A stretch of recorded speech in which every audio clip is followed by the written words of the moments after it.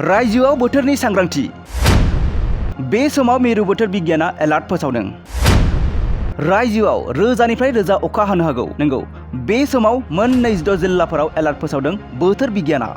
थांनाय मार्च दानाव जागायजेननाय दुंहाव थासारिनि गेजेराव मिरु बोथोर बिगियाना सांग्रांथि रादाब फोसावदों। फैगौ 6 एप्रिलसिम गोबां जिल्लाफोराव गोबां बिबांनि अखा हागोननि एलार्ट फोसावदों बोथोर बिगियाना। मख'नो गोनांदि रंजालि बैसागु फोरबोआ गेजेराव जानो बारा सम गैलिया आरो बे बैसागु फोरबोनि समावनो गोबां बिबांनि अखा हागोननि सांग्रांथि रादाब फोसावदों मिरु बोथोर बिगियाना। मिरु बोथोर बिगियाना गोबां जिल्लाफोराव सांग्रांथि रादाब फोसावनाय बायदिब्ला धुबरी, मानकाचार, गवालपारा, क'क्राझार, चिरां, बाक्सा, बरपेटा, बङाइगाव, बजालि, तामुलपुर, नलबारि, चराइदेव, धेमाजि आरो लखिमपुर बायदि गोबां जिल्लाफोराव सांग्रांथि रादाब फोसावदों मिरु बोथोर बिगियाना।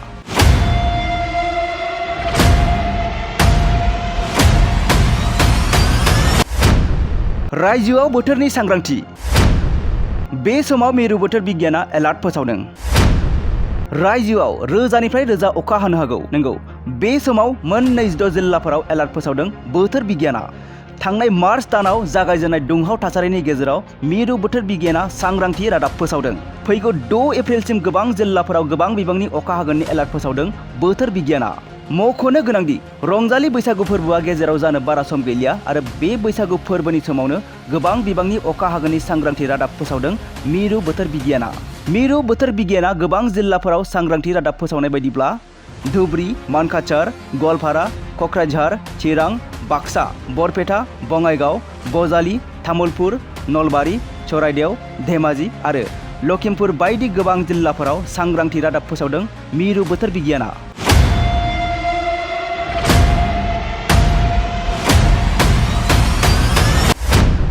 रायजोआव बोथोरनि सांग्रांथि। बे समाव मिरु बोथोर बिगियाना एलार्ट फोसावदों। रायजोआव रोजानिफ्राय रोजा अखा हानो हागौ। नंगौ, बे समाव मोन 26 जिल्लाफोराव एलार्ट फोसावदों बोथोर बिगियाना। थांनाय मार्च दानाव जागायजेननाय दुंहाव थासारिनि गेजेराव मिरु बोथोर बिगियाना सांग्रांथि रादाब फोसावदों। फैगौ 6 एप्रिलसिम गोबां जिल्लाफोराव गोबां बिबांनि अखा हागोननि एलार्ट फोसावदों बोथोर बिगियाना।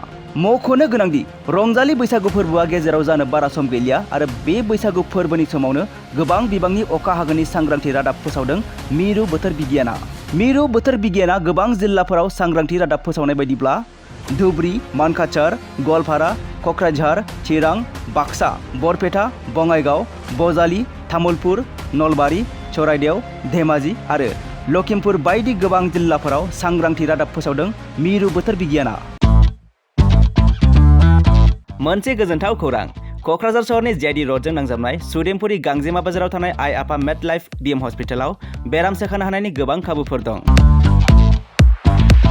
जेरै नोंथाङा आइ आफा मेड लाइफ बिएम हस्पिटालाव गासै समावनो इमारजेन्सि डक्टर्सफोरखौ एभेलेबल मोननो हागोन। आरो बेयाव medical laboratory, pharmacy, pediatrics, medicine, gynecology, radiologist, surgery, dental, cardiology, gastroenterology, urology, dental X-ray, play area, X-ray, sonography, अटि, थामहिनबा अपारेटिं थियेटार, आइसिइउ आरो एनआइसिइउ, पिआइसिइउफोरनि डक्टरफोरा एभेलेबल दं। लोगोसे normal delivery, C sections, gall bladder stone, kidney stone, appendix आरो हार्नियाफोर बेराम जानायफोरखौ operation खालामनायनिबो सुबिदा दं। आइ आफा मेड लाइफ बिएम हस्पिटालाव सप्ताफ्रोमबो फार्मासिजों लोगोसे लेबरेटरि आरो सप्ताफ्रोमबो इमारजेन्सि सार्भिसजों लोगोसे 24 घन्टा जेब्लायबो खुलायै थागोन आरो बेयाव लांलाय लाबोलाय खालामनो थाखाय एम्बुलेन्सनि सार्भिसबो थागोन। बेनिखायनो ओनसोलनि सुबुंफोरा बेराम आजारफोरजों भुगिनानै दंब्ला क'क्राझार सहरनि आइ आफा मेड लाइफ बिएम हस्पिटालाव फाहामथाय लाफैनो हागोन। लोगोसे नोंथाङा 9101655430 एबा 8822688026 बे जानबुं नम्बरनि गेजेरजों थोंजों कल खालामना आबुङै खौरां लाहरनो हागोन।